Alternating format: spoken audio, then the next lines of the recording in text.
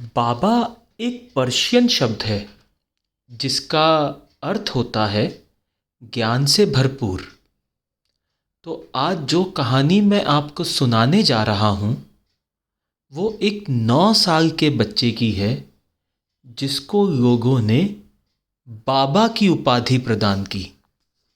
नमस्कार, purple boot के explore the unexplored में आप सबका स्वागत है।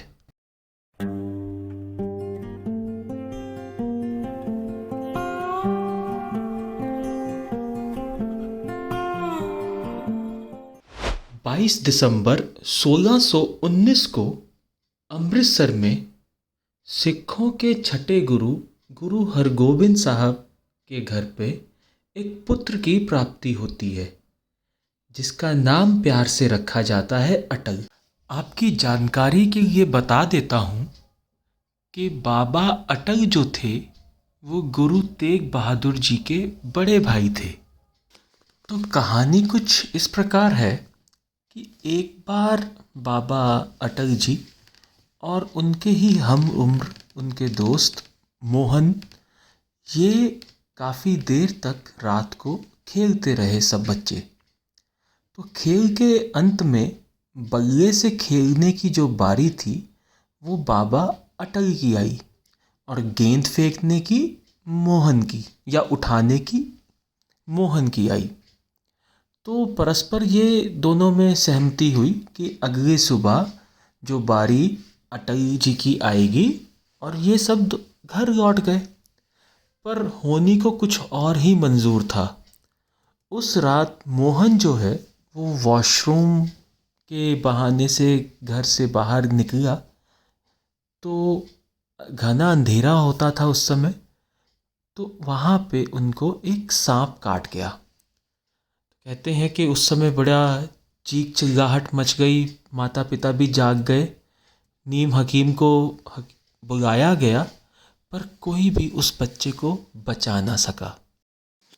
तो अगले दिन बाबा अटल राय जी और सब बच्चे जब खेलने पहुँचे तो बाबा अटल राय जी ने बच्चों से कहा कि क्या मोहन डर गया जो आया नहीं। तब उनको पता चला रात की घटना के बारे में और वो उनके घर जाते हैं जहाँ पे कहते हैं कि मोहन की अर्थी उठने ही वाली थी पर बाबा जी ने अपने बल्ले से मोहन को मारते हैं और कहते हैं कि ये नाटक कर रहा है, सतनाम वाहे गुरु बोलो और खड़े हो जाओ। और कहते हैं चमत्कार हुआ और जो मोहन था वो उठ के बैठा और खेलने चला गया बाबा जी के साथ।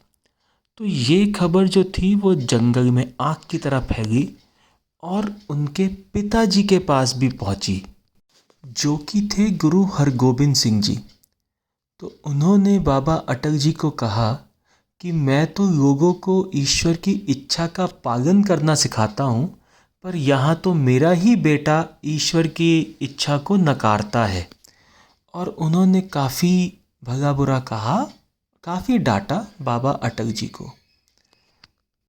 कि जो तुमने आज किया है वो प्रभु की इच्छा के खिलाफ काम किया है। तो ये बात बाबा अटल जी के घर कर गई और अगले दिन उन्होंने हरमंदिर साहब या गोल्डन टेम्पल के पवित्र सरोवर में स्नान किया, उसके 4 चक्कर लगाए। और गोल्डन टेम्पल के पास ही एक है कालोसर सरोवर जो कि उनका पसंदीदा जगह होती थी। वहाँ गए और ध्यान में बैठ गए और उसके बाद वो कभी उठे नहीं। वैसे ये जो सरोवर था कालोसर सरोवर वो लाहौर के एक काजी थे, उनकी बेटी थी बीबी कौलन जो कि गुरु हरगोबिंद साहब जी की शिष्या थी, उनको समर्पित है। बहरहाल ये कहानी इतिहास के पन्नों पे दर्ज है पर बहुत ही कम लोगों को इस कहानी के बारे में जानकारी है। तो अगर आप इस गुरुद्वारे के आर्किटेक्चर के बारे में बात करते हैं तो ये गुरुद्वारा दुनिया का इकलौता 9 मंजिला गुरुद्वारा है। 40 मीटर ऊंचा ये गुरुद्वारा दरअसल अमृतसर का एक समय सबसे ऊंची इमारत थी।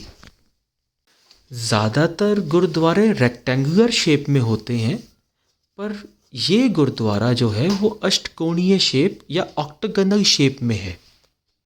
वैसे तो गुरुद्वारा 16वीं शताब्दी का बना हुआ है, पर इसको अहमद शाह अब्दाली की सेना ने काफ़ी नुकसान पहुंचाया था। उसके बाद सिख जब रूल्स आया नॉर्थ इंडिया के अंदर, तो यहाँ पे 3 स्टोरी बनाई गई 1750 के करीब ज्ञानी ज्ञान सिंह जी ने। और उसके बाद 1821 में महाराजा रणजीत सिंह ने इसमें 6 मंजिलें और ऐड की। तो ये 9 मंजिला जो गुरुद्वारा है वो दरअसल 9 साल को दर्शाता है बाबा अटल जी के। दूसरी खास बात इस गुरुद्वारे की ये है कि इस गुरुद्वारे के ग्राउंड फ्लोर और फर्स्ट फ्लोर पे 42 पेंटिंग्स ऐसी हैं जो कि गुरु नानक देव जी के लाइफ से इंस्पायर्ड है, और ये पेंटिंग्स 17वीं शताब्दी के करीब की हैं। बाकी जितनी डिटेल मेरे को अवेलेबल हुई मैंने आपके साथ साझा किया है, और अगर आपके पास भी कुछ डिटेल है तो प्लीज़ मेल कर सकते हैं मेरे को। डिस्क्रिप्शन बॉक्स पे मैंने अपनी मेल आईडी शेयर की हुई है, और आप लाइक कर सकते हैं, शेयर कर सकते हैं, कमेंट कर सकते हैं। और बाकी पर्पल बूट की यही है राय, मनोरंजन वही जो ज्ञान बढ़ाए। धन्यवाद।